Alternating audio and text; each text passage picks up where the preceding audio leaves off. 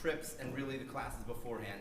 Stories, personal stories, connecting with something that the students have, because they always have something that connects with the leader. That's really how you get over your vision. And many times the students will like, oh yeah, I see that also. So when you frame them the right way, when you give them the visions that you want them to really, build on and grow from, I think that's the best way for them to grow on their own. I just find when I'm telling them straight out, hey, do this, do that, do the other thing, especially when it comes to Judaism, it's not happening. But when I say, oh, this is what happens, this is how it goes, and this is what I've seen, and then they connect with it, that's the best. You're saying stories. Stories that they can connect to in a deep way. It can be a Kavach story, it could be a personal, whatever it is. I think in terms of giving over your vision, that's the best way to do it. No, just before we move on, I'm just curious. How many agree that stories are probably one of the most powerful ways to give things away? Right?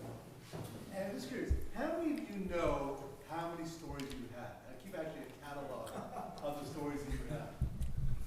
I'll tell you, the reason I'm asking is I was actually, Josh Witch and I started Chavrusa just a few weeks ago because stories really are gold. Like they are like, we all know, like where the riches are in terms of accomplishing the task. And yet I think to myself, I'm always struggling to find, even though I know lots of stories, I don't do the Pesach Kron thing. So we actually started a Chavrusa where once a week, Fridays, Erev Shabbos, Josh gives me a story from the week and I have to give him a story of the week. And we work on our storytelling together and just start keeping track. We just started this, but just something that I'm just going to suggest you should have in your, you should know your top 10 stories or 5, whatever. The more stories you know, why not just write notes, do that, just keep track of them. Just something that stands out. Great, thank you so much. Keep us your first name? Keep it, Paul. Thank you so much.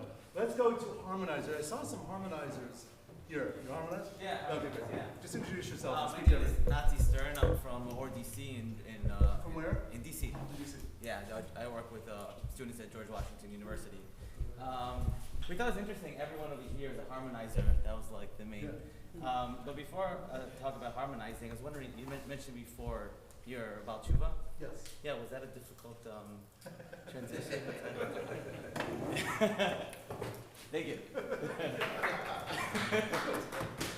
Go. Yeah, so we mentioned making personal connections just to people. Just, like we talked about, someone mentioned before about asking about families, right? Yeah, so I think that's a really great way to go, and asking people the backgrounds, what they're interested in, why they're interested in that, taking that forward. All right, just again, your first name is? Nati. Nati.